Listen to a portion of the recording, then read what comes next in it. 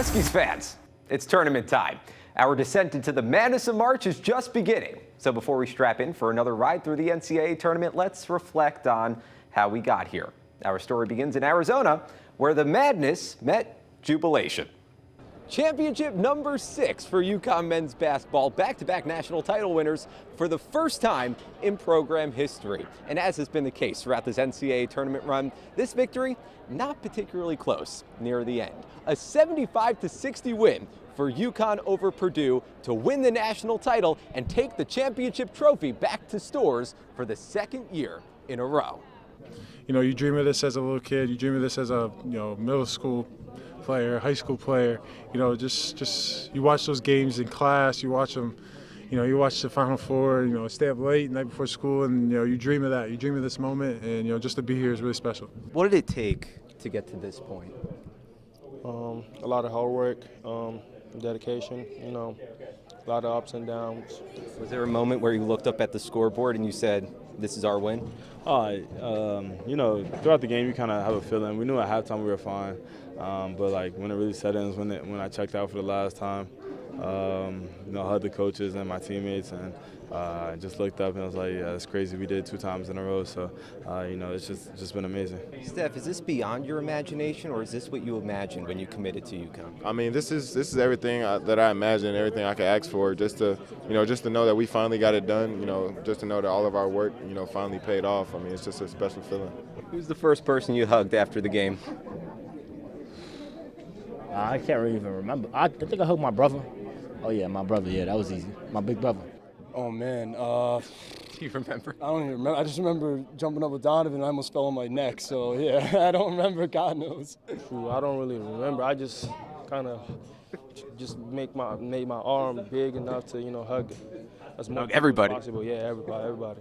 I love these guys, and, especially, in the future, if they ever need me, this is not just a basketball thing. I love these guys to death, and when our roads go separate ways in 20, 30 years and basketball stops happening for us, then I always got them by my side. They always got me by their side. So I love them. UConn becomes the first men's basketball program to win back-to-back national titles since Florida did it back in 2007. Different roster, same result. What a job by Dan Hurley and company. In Arizona, Jonah Karp, Fox 61, Connecticut's news station. Couldn't have said it better myself. I guess I didn't. So the men's team heading back to Storrs with another national title. The women's team, meanwhile, experienced a different fate. The banged-up Huskies fought hard through each stage of the tournament and ended up in Cleveland for the Final Four. That's when Caitlin Clark and the Iowa Hawkeyes ended UConn's run. Well, it's just an incredible upset here in Cleveland this morning as the UConn Huskies lost to the Iowa Hawkeyes in what ended up being a very close 2-point game. The Huskies had it snagged at halftime, but Caitlin Clark with Iowa came back ready to fight and ready to be warmed up and take her team to that victory at the third quarter. Now, the teams fought back and forth. It was a very close game for the last 2 quarters. Unfortunately, the UConn Huskies ended up losing in the end. We spoke to some of those players in the locker room. A lot of emotion, a lot of tears. Listen to what they had to say. Wins and losses, of course they mean so much, and I came here to win a national championship, and I didn't do it, and it hurts. But I'll be lying if I said I didn't give it my all, 100%. And it's been the best feeling of wearing that UConn jersey and representing it. But we never quit. We never gave up. We always had that belief that we can, with all that we've been through, we believe that we always have a chance. And no matter what, until the end of the whistle blows, that we're going to go down fighting and we're just going to keep going. And we thought we would get an opportunity to score and get a shot up. Stuff happens, and it is what it is. I'm proud of how we responded today. Even though it's not the result we wanted, I feel like it was a winnable game, but it is what it is, and I'm proud of how we carried ourselves throughout the whole 40 minutes. Obviously, there were some mistakes. Personally, yeah, I can dwell on what I could have done better, but it's sad that was the last time I was sharing the court with Nika and Paige especially. Well, this is a team that battled adversity all year. They absolutely fought it out until the very end. It's not the dream ending that Husky Nation was envisioning, but it's a season worth celebrating nevertheless. In Cleveland, Brooke Griffin, Fox 61, Connecticut's news station. A heartbreaking end for a team that played with as much heart as they could muster, having to battle a handful of season-ending injuries as the year progressed. But like Brooke said, a season worth celebrating. And the celebration was on in Hartford when the men's team got home. 60,000 people gathered to welcome the champions and to bid farewell to those leaving, including Donovan Clingan, who declared for the NBA draft just the day prior. You announced a big decision yesterday. How did you reach that decision? Yeah, just realizing, what's the point I'm at, everything I've done, and the opportunity that's in front of me. I have a chance to, be a top 15, top 20 pick, and I feel like that. My body and me as a person, me as a player, is matured enough and grown enough to be able to try to take my game to the next level. Back to back, UConn Nation, let's go! I've been taking a lot of classes, and I'll be able to graduate my third year. So, there's a lot of plus. So I'm coming back, and coaches are in full support of that too. If I decide to do that, so. But yeah, I love this program so much. I think that's just the main thing too. Coming back, I got to put on the UConn jersey again. With Coach, I feel like I can grow so much more as a player, and I've grown so much this year. So, I can only imagine what another year with him would do. So, whether I leave, I'll be putting myself in a better situation for me and my family. So, it's not really a tough decision. It's just whether or not I make the right one or not. And then next year we go for the three-peat. Let's go! How would you describe the environment out there today? Oh, it was electric. Super excited to be out there. Super thankful for all the fans coming out. 50 is a lot. 50,000 is a lot. You ever experienced anything like that? I've not. Never been a part of a parade, but that was one of the coolest experiences that I've had, and a lot of the guys that probably had. So, to spend some more time with the team. We won't be together for too much longer. We're all trying to cherish it right now. When you're getting ready to speak behind the microphone, what's going through your mind? I'm glad they let me know yesterday. I had some that I wrote down, but it didn't work out when I got up there. Every time I go up there to speak, I go blank. So I try to keep it short and sweet so I don't sound too crazy. Did any of the players who were here last year give you any sort of advice about today, about their experiences? I think Alex got whacked with a tree branch on the bus last year. We did again as well. Whatever route we took, they were still there. But they said enjoy it, and it's an experience that maybe is once in a lifetime. So just enjoy it, and it'll be a lot of fun. Well, decisions were made, and the result: 4 of the 5 starters got drafted. Donovan Clingan and Steph Castle in the first round, Tristan Newton and Cam Spencer in the second round. On the women's side, Aaliyah Edwards went to Washington in the first round, and Nika Mule went to Seattle in the second round. But Gino's squad was set to run it back with a good portion of the Final Four roster still intact, led, of course, by Paige Beckers, who made her big announcement before the tournament even started. Unfortunately, this will not be my last meeting. Paige getting fans excited for another season in a Huskies uniform and for a chance to play with a healthy AZ Fudd, an opportunity that had been few and far between. So familiarity on the women's side heading into the 2024-25 season. A different story, though, with the men. Only one returning starter in Alex Caravan, who entertained the draft himself, but ultimately decided to return to Stores and go for a three-peat. What was your summer like? Busy summer. I had a very busy summer.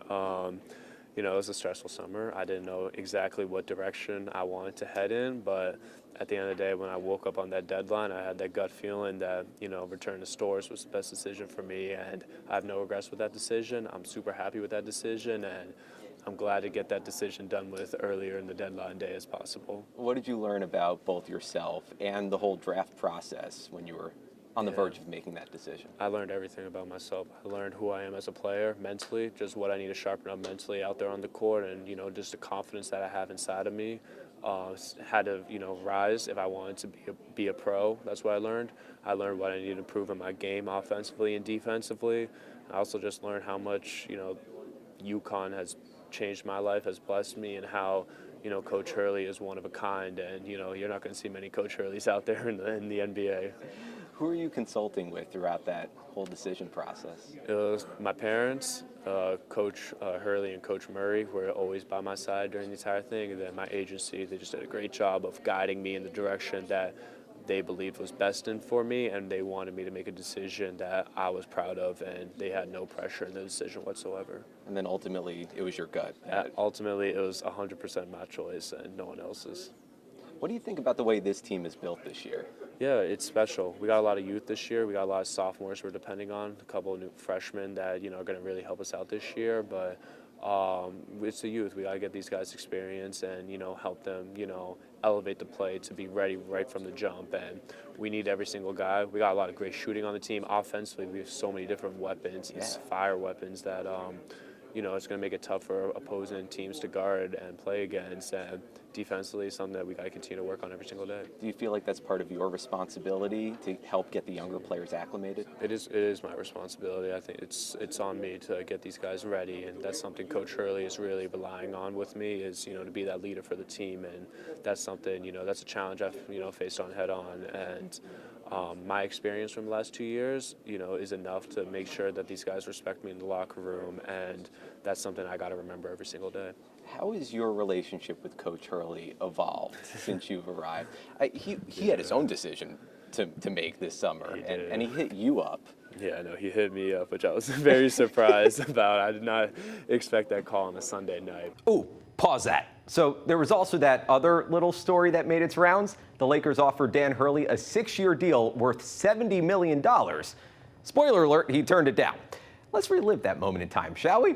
My wife came to the facility. We sent each other a text on Sunday night. It was literally right before we went to bed. We said, 1, 2, 3, send a text message to each other, go stay.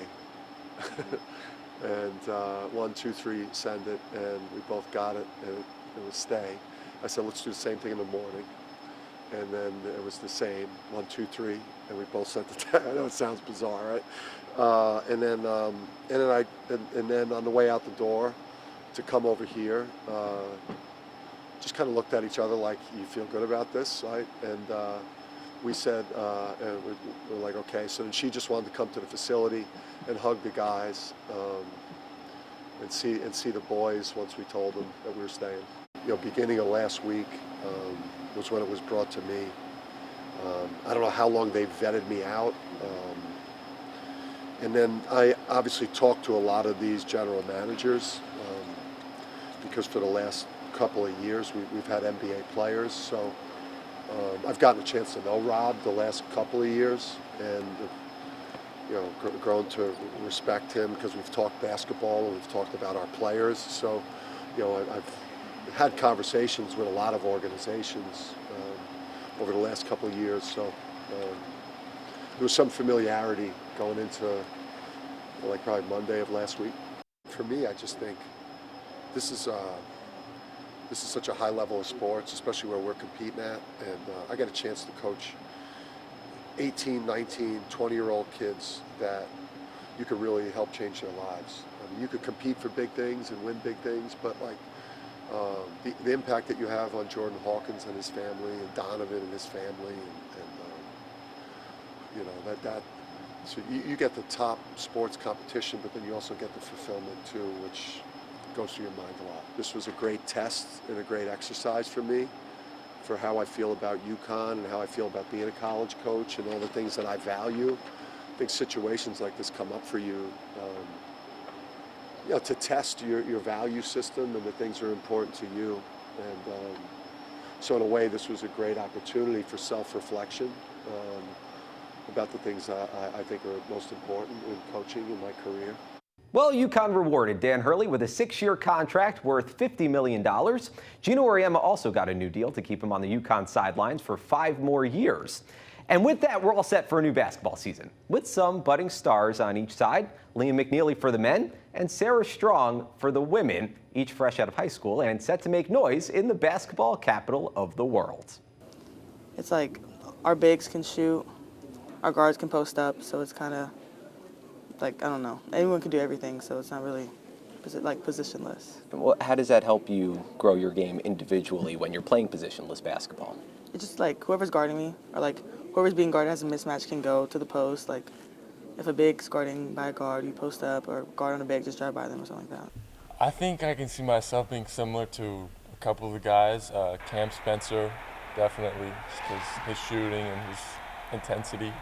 But I feel like I can be versatile like Steph Castle. He was a good freshman, did whatever the coach asked, and that's what I'm trying to do too. Two young players with big puzzle piece potential. And the new season came with celebration early on. Take it away, Jonah. For the second straight year, UConn men's basketball began the season by picking up where they left off back in April. The Huskies welcomed fans back here inside Gamble Pavilion with an opening night pregame national championship ceremony. Andrew Hurley on the floor, joining his former teammates who are still on the team, and the ceremony included messages from the 4 Huskies who were drafted to the NBA: Cam Spencer, Steph Castle, Tristan Newton, and Donovan Clingan. And of course, here it is, the 2024 National Championship banner, number 6 hanging in the rafters next to number 5. And the game got underway shortly after that. The opponent for the opener, Sacred Heart, the Huskies' neighbor from Fairfield. The Pios competing in the MAC this year. Samson Johnson said he put on 10 to 15 pounds of muscle in the offseason as he prepares for more minutes this year. Johnson, with a tone setter early, shows off the athleticism. A pickpocket on one end takes it all the way to the cup for the flush. Those are the first points of the UConn men's basketball season. He's not the only one going from limited play to a starting role. Solo Ball is a featured player now, and he's got range from the top splash. UConn out to a 7-zip lead. Sacred Heart got on the board right after. Makai Connor spots up from distance and cashes in on the rainbow. The New Haven product cuts the deficit to 4. But this is a UConn team with multiple triple cookers. Freshman Liam McNeely is lethal, connects from distance, puts UConn up 10. It's going to be fun watching him grow this year. And here's the first of many Alex Karaban highlights on the season, and why not? Another 3-ball. Karaban led the way with 20 points. He also tallied 7 blocked shots. Michigan transfer Terrace Reed added 15 points and 11 rebounds. And UConn beats Sacred Heart to open the season 92-56, the final score. I was more emotional than I thought I'd be. I was just super excited to see the banner, but when Cam went up there, that's when everything hit. Seeing Cam, Steph, Tristan, Donovan, all my guys, that really hit me, and I was like, damn, I miss them a lot. It was great to see the boys, and then the banner actual reveal, that was pretty cool, but I just wanted to get back in the locker room. I just wanted to play the game. Listen, they're going to be right there. Are they going to win every NCAA tournament game to double digits? I think that's asking too much, but this is a legitimate top 5 team, a legitimate Final Four contender, no question. Some bold words by Coach Latina, and that statement varied in boldness at different points in the season. The Huskies dropped 3 straight at the Maui Invitational, but then rattled off 8 straight victories, including some tough non-conference wins like Gonzaga. Before we dive into Big East play, let's talk about the women's team. They had a celebration of their own in the early part of the year when Gino Auriemma passed Stanford's Tara Vanderveer to become the all-time winningest head coach in the history of Division I basketball. Just your average star-studded night in stores. Everyone from Sue Bird to Diana Taurasi to Maya Moore. We're here inside Gamble Pavilion to celebrate Gino Auriemma and Chris Daly coaching here at UConn for 40 years and hoping to witness some history by the end of the night. Thank you, Gino, for 40 incredible seasons! 11 national titles, and entering this game with FDU, tied with Stanford's Tara Vanderveer for the most wins in college basketball history. It's 4 decades of success unmatched. And associate head coach Chris Daly has been next to Gino Auriemma for the entire ride. The night began with a pregame ceremony with generations of Husky legends in attendance. How cool is a night like tonight? Yeah, it's great. It's great to be here to celebrate them. Obviously 40 years, hopefully a broken record. It's also great to be with all the alumni and to do this all together. Gino 1 victory away from holding the wins record by himself. Ashlyn Shade started the night with a hot hand, a couple of triples right out of the gate for the sophomore. UConn with an early lead. Another big storyline heading into this game, the return of star Azzi Fudd, coming off an ACL tear. Azzi suiting up in her first game in more than a year. Her first points coming at the free throw line late in the first quarter. Welcome back, AZ. She finished with 4 points. UConn pulling away with a couple of minutes left in the opening frame. Paige Beckers with space pulls up and gets the friendly bounce. Paige ended the game with 16 points. That was second on the team. Freshman Sarah Strong turned in another terrific performance, leading the way with 20 points and adding 8 rebounds and 6 assists, all leading to an 85-41 victory for UConn over FDU, the 4th win in 4 games for the number 2 Huskies and career victory number 1,217 for Gino Auriemma, who is now the winningest head coach in Division I college basketball history. To put up. It says, "Welcome to Connecticut." Welcome to Connecticut, home of the winningest coach in basketball history. Just let it marinate for a second that this is something that has never been done before and will never be done by another program or coaching staff again. Banners, Hall of Famers, MVPs, champions, players of the years. We always come back because of you, Coach. We come back because of you. And don't you ever forget that. Last but not least, it's the players that are standing in front of me and those that couldn't make it here. You are truly the reason that I'm in coaching. And you're certainly the reason that I've stayed in coaching. Some of you might be the reason I get out of coaching. And now we look back 3 years later, and I would say, I don't know how much I helped them get what they wanted, but they helped me get everything I wanted. What a night from start to finish. Just one long celebration for the greatest to ever do it. Gino Auriemma now stands alone with the most wins in the history of the sport. Inside the house that Gino built, Jonah Karp, Fox 61, Connecticut's news station. A special night for Gino and CD. They had a tough non-conference schedule too, falling to Tennessee, USC, and Notre Dame, but beating everyone else, including South Carolina in South Carolina, something no team had done in 4 years. The Huskies also steamrolled the Big East, going undefeated for a second straight year and capturing yet another Big East tournament title. You know, I truly believe that the higher you set expectations, the closer you get to achieving those. And we have tremendously high expectations. Another year, another conference tournament title, going back to Stores. Now 30 in total for UConn women's basketball, 23 as a member of the Big East. Getting fitted for conference crowns has become an annual tradition for Gino and company. One final Big East tournament for Paige Beckers. She led the Huskies in scoring in each of the first 2 games. UConn playing Creighton for the title. Blue Jays fans traveling well. Paige finding open teammates early, dish to Sarah Strong from straight on money. A full day's work for the freshman, 13 points, 11 boards, 6 steals. What a performance. The Uncasville crowd getting into it. UConn off to an 11-0 start and heating up from distance. Paige Beckers fires away and connects. Paige putting on another show, finding rhythm from three-point land from all over the arc. Here she goes again. Boom. Paige would finish with 24 points to lead all scorers. Triples contagious in the opening quarter. How about another AZ Fudd? Catch and shoot, bullseye.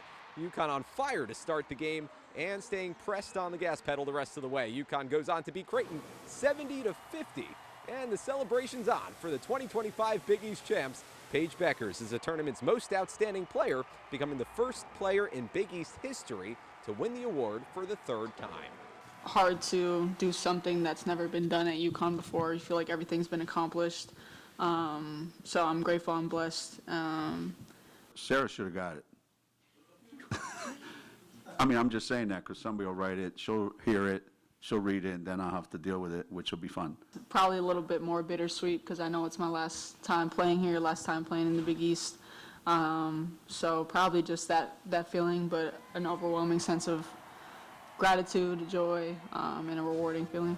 We need a couple of days off right now, and it's going to be it's going to be fun.